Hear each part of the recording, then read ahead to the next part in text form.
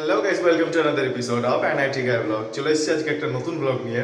তো আজকে সকাল এখন বাজে 6:15 আর আজকে তারিখ হচ্ছে 3 তারিখ, মানে কালকে ছিল মহালয়া, আজকে 3 তারিখ। আজকে যাচ্ছি আমি বাড়ি। তো তোমাদেরকে দেখাবো হায়দ্রাবাদ থেকে দুর্গাপূজার জন্য কলকাতা যাওয়ার জার্নিটা। সকালবেলা আমাকে 5:30টায় অ্যালার্ম দেওয়া ছিল, তবে উঠতে একটুখানি লেট হয়ে গেছে।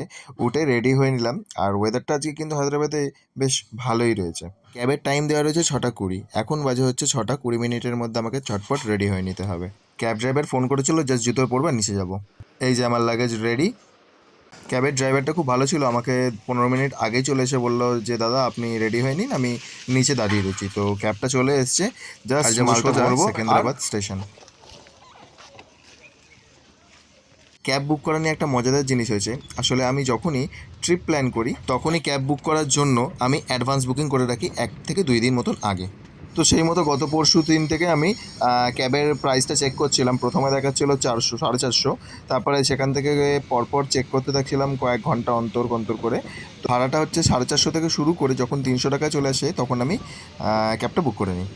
আসলে যদি তোমাদের ট্রিপটা প্ল্যান করা থাকে এবং তোমরা যদি ডেট টাইম যা ফিক্স থাকে তাহলে তোমরা অ্যাডভান্স বুকিং করবে, তাহলে অনেক কম টাকায় তোমরা ক্যাব বুক করতে পারবে। সাধারণত সেকেন্দ্রাবাদ স্টেশনের জন্য ভাড়া দেখা হচ্ছে 450 থেকে 500 টাকা। তো অ্যাডভান্স বুকিং করে নিই বলে সেটা 300 টাকা হয়ে গেছিলো এবং 300 টাকার থেকেও কম।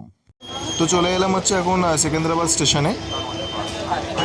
তো ঠিকঠাক টাইমেই চলে এসেছি। এখন বাজে হচ্ছে 7:05 মতন বাকি রয়েছে। ঠিকঠাক টাইমে চলেছি। এখনও ট্রেনের জন্য 1.5 ঘন্টা বাকি, কারণ নির্ধারিত সময় হচ্ছে 8:30। স্টেশনে যত লোক দেখছি সবাই দুর্গাপুজো আর না হলে দশেরার জন্য বাড়ি যাচ্ছে। এই আমরা সকলে চলে এসেছি প্ল্যাটফর্ম নম্বর 2, কারণ আমাদের ট্রেনটা আসবে 2 নম্বর প্ল্যাটফর্মে। এখনও অবধি তোমরা যারা চ্যানেলটাকে সাবস্ক্রাইব করো নি, প্লিজ তোমরা চ্যানেলটাকে সাবস্ক্রাইব করো আরও অনেক নতুন নতুন ভিডিও দেখার জন্য। এখানেই আমার seat M2 third AC economy. ট্রেনটা একটুখানি লেট ছিল, বেশি লেট ছিল না, মানে প্রায় 15 মিনিট মতন লেট ছিল। আর প্রচুর লাগেজ ছিল। এই লাগেজ আমরা প্রথমে A2-তে তুলেছি। A2 না A1, A2-তে তুললাম। A2 থেকে তুলে তারপরে হচ্ছে আমার জায়গায় চলে এলাম। আমার সিটটা ছিল M2। আচ্ছা, চলে এসেছে। যদি এরকম কোনো রকম অক্সিজেনের প্রবলেম হয়, এখান থেকে ডিরেক্ট অক্সিজেন পেয়ে যাবো আমরা। সো আমরা যখন ট্রেনে আসছিলাম তখন হচ্ছে আমরা যখন স্টেশনে পৌঁছানোর পরে প্রচুর লাগেজ ছিল, তার জন্য হচ্ছে লিফটে করে ওপরে আসছিলাম। কিন্তু এনিহাও আমাদের এত লোড হয়ে গেছিলো যে লিফটে দরজা বন্ধ হচ্ছিল না। আর আমাদের একটা হয়েছে ভুল কি, যে আমরা লিফটের সামনে, মানে লিফটের দরজাটা এদিক দিয়েও খুলছে এদিক দিয়েও খুলছে, পেছন দিকে যে দরজাটা আছে সেদিকে যে আদৌ খুলছে সেটা আমরা জানতাম না।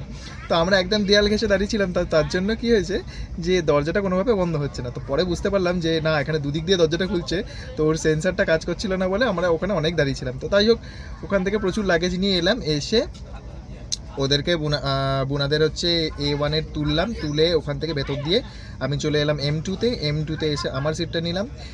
ভাগ্যবশত হচ্ছে আমার যেটা ভালো লাগে আপার বাথ, সেটাই আমি পেয়েছি। বেশ পরিষ্কার পরিচ্ছন্নই রয়েছে, খুব একটা বেশি হয়নি। ট্রেনটা একটু স্লো চলছে, হয়তো রাত্রের বেলার দিকে টানবে। বুনা দিক দিয়ে খাবার অর্ডার করে দিয়েছে। আপাতত একটুখানি শোবো, যত সম্ভব মনে হয় খাবারটা 2:30 নাগাদ আসবে। এখন তো বাজে হচ্ছে যত সম্ভব মনে হয় 1টা বাজে। তো 1.5 ঘন্টা মতন পর এখনও খাবার আসবে। তো বললাম ওকে, বুনাদেরকে, ওখানে বসে লুডো খেলছিলাম। তো চলে এলাম, এসে ভাবলাম একটুখানি শুয়ে নিই। ট্রেনটা বেশ ভালোই স্লো চলছে, জানি না ঠিকঠাক টাইমে পৌঁছাতে পারবো কিনা। সো এখন বাজে হচ্ছে 6:15। তবে ট্রেনটা এখনও অলমোস্ট 1 ঘন্টা মতন লেট আছে। এখন সবে ক্রস করলো হচ্ছে রাজা মন্দির বলে একটা স্টেশন আছে, আন্ধ্রারই একটা স্টেশন। ট্রেনে বসে সবথেকে বড় কাজ হচ্ছে বসে থাকা। তো করার মতন কিছুই নেই। কিছু ওয়েব সিরিজ ডাউনলোড করে রেখেছি। ফ্রেন্ডসের কটা এপিসোড এখনও বাকি রয়েছে, তো সেটা দেখি টাইমটা কাটাবো আপাতত। রাত্রিবেলা ডিনার আপাতত কী করবো সেরকম কিছু ভাবিনি, কারণ পেট এখন বেশ ভালোই ভর্তি হয়েছে। দুপুরবেলা বেশ মোটা অনেকগুলো রুটি খেয়েছি, রুটি, বাটার চিকেন আর হচ্ছে চানা মশলা। কাকু কি বলছে তাহলে তোদের? হ্যাঁ, আর এখন আমরা গল্প করতে করতে খাচ্ছি নিমকি ভাজা।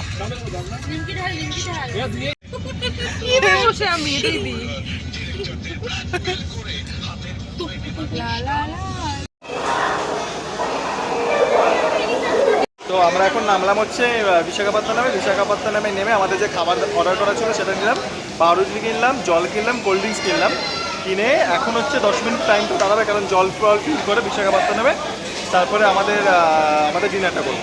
বিশাখাপত্তনম স্টেশনে নেমে সবাই খাবার দাবার কিনছিল। এখানে ইডলি বড়া বিক্রি হচ্ছিল, ওই পাশে বিক্রি হচ্ছে বিরিয়ানি হতে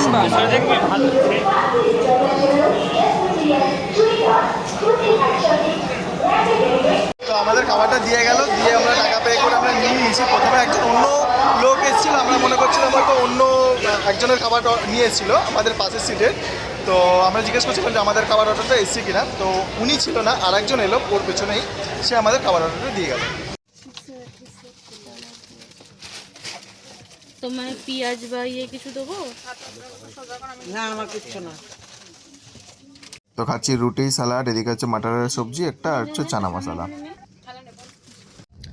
তো এখন হচ্ছে সবাই মাত্র ডিনারটা করে চলে এলাম, এসে শুয়ে পড়েছি। এখানে তো সবাই মোটামুটি শুয়েই পড়েছে, ওই দু একটা লোক যা জেগে রয়েছে, কিন্তু মেন প্রবলেম হচ্ছে একজন একটু নাক ডাকছে, আর জানি না রাত্রিটা সার্ভাইভ করবো কী করে। এমনি ট্রেনটা 40-45 মিনিট মতন লেট আছে, আশা করি রাত্রিবেলা একটুখানি হলেও টেনে নেবে। মর্নিং এভরিওয়ান, চলে এসেছি এখন আপাতত কটক অবধি। ট্রেনটা বেশ মোটামুটি 40 মিনিট মতন লেট রয়েছে। এখন জাস্ট উঠলাম, উঠে হচ্ছে ফ্রেশ হব, হয়ে ব্রেকফাস্ট করার মতো নিয়ে আছে। এখন বাজে হচ্ছে সকালবেলা 6টা। সিগন্যাল না থাকার জন্য ট্রেনটা দাঁড়িয়ে রয়েছে, এখনও 40 মিনিট মতন ট্রেনটা লেট রয়েছে।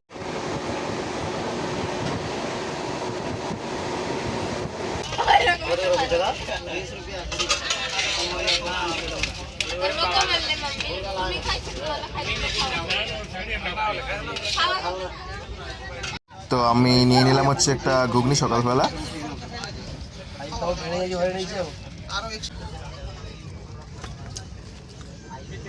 ঘুগনি যেটা দিয়েছে সেটা হচ্ছে একটা তাল পাতা কেটে এটাকেই চামচ বানিয়ে দিয়েছে, তবে এই উড়িষ্যার ঢোকার মধ্যে ঘুগনিটা খাওয়া ম্যান্ডেটরি।